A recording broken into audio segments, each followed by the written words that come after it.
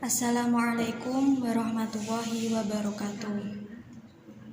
Perkenalkan lagi, nama saya Siti Aisyah dari Prodi Hukum Keluarga Islam Reguler 2 Fakultas Syariah dan Hukum Universitas Islam Nahdlatul Ulama. Dalam video kali ini, saya akan mengulas tentang materi yang dipaparkan oleh presentator Muhammad Rizal Kaukaba dalam fikih muamalah yang bertemakan ar-rohan. Namun sebelumnya, paparan materi dari Muhammad Rizal Kaukaba saya rasa kurang jelas dan saya kurang bisa memahaminya.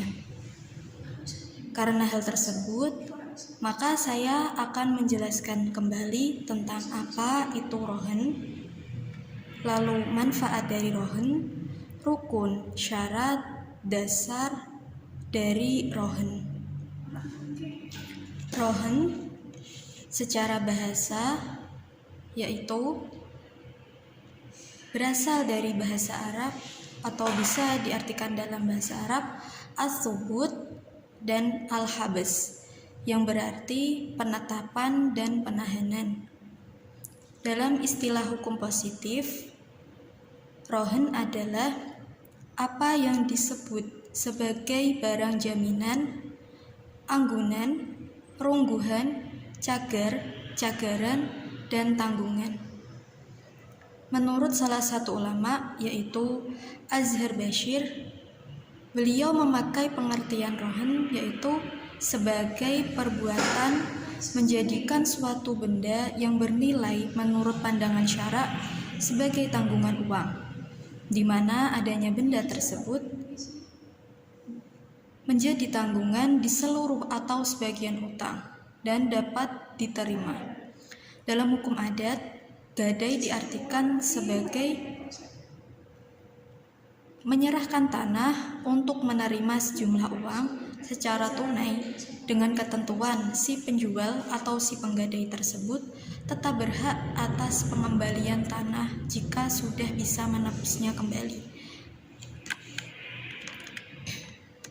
Secara sederhana dapat dijelaskan bahwa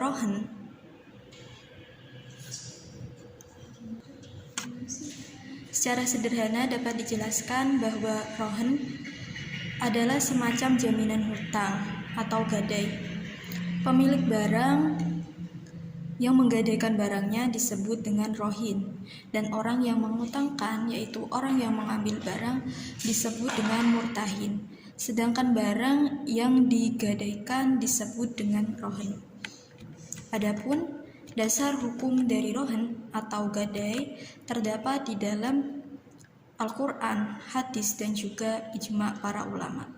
Dalam Al-Quran terdapat dalam Quran surat Al-Baqarah ayat 283 yang berbunyi, wa in kuntum ala safari walam tajidu katiban farihanum maqbuduh fa in amina ba'dukum ba'dun falyu'addul ladzi tumina amanatahu walyattaqillaha rabbah. Al-ayah, yang berarti jika kamu dalam perjalanan dan bermuamalah secara tidak tunai, sedangkan kamu tidak memperoleh seorang penulis atau katib, maka hendaklah ada barang tanggungan yang dipegang oleh piutang. Akan tetapi, jika sebagian kamu mempercayai sebagian yang lain, maka hendaklah yang dipercaya itu menunaikan amanatnya, dan hendaklah ia bertakwa kepada Allah. Untuk hadisnya adalah hadis yang diriwayatkan oleh Imam Ahmad dan Imam Bukhari yang berbunyi, qala an Anas radhiyallahu anhu qala laqad rahana nabiyyu sallallahu alaihi wasallam dir'an lahu bil madinati 'inda yahudiyyin wa akhadha minhu sya'iran. Rukun dan syarat gadai. Ada beberapa rukun dalam gadai. Yang pertama yaitu ada akad dan ijab qabul. Yang kedua akid, yaitu si pelaksana akad tersebut, orang yang menggadai dan yang menerima barang gadai. Lalu tentunya ada barangnya.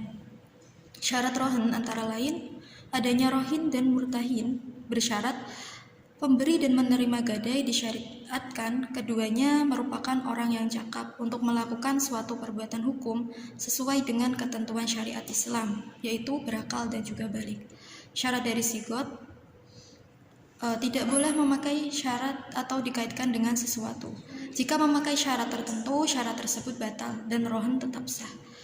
Adapun syarat marhun bih atau utang menyangkut adanya utang, bahwa utang tersebut disyaratkan merupakan utang yang tetap. Dengan kata lain, utang tersebut bukan merupakan utang yang bertambah-tambah atau utang yang mempunyai bunga. Lalu untuk manfaat dari rohan, ada beberapa manfaat. Yang pertama, menjaga kemungkinan nasabah untuk lalai atau bermain-main dengan fasilitas pembiayaan yang diberikan oleh bank. Yang kedua, memberikan keamanan bagi segenap penabung dan pemegang deposit. Yang ketiga, jika rohan diterapkan dalam mekanisme pegadaian, maka akan sangat membantu orang-orang yang kesulitan, terutama di daerah-daerah terpencil. Saya rasa cukup. Wassalamualaikum warahmatullahi wabarakatuh.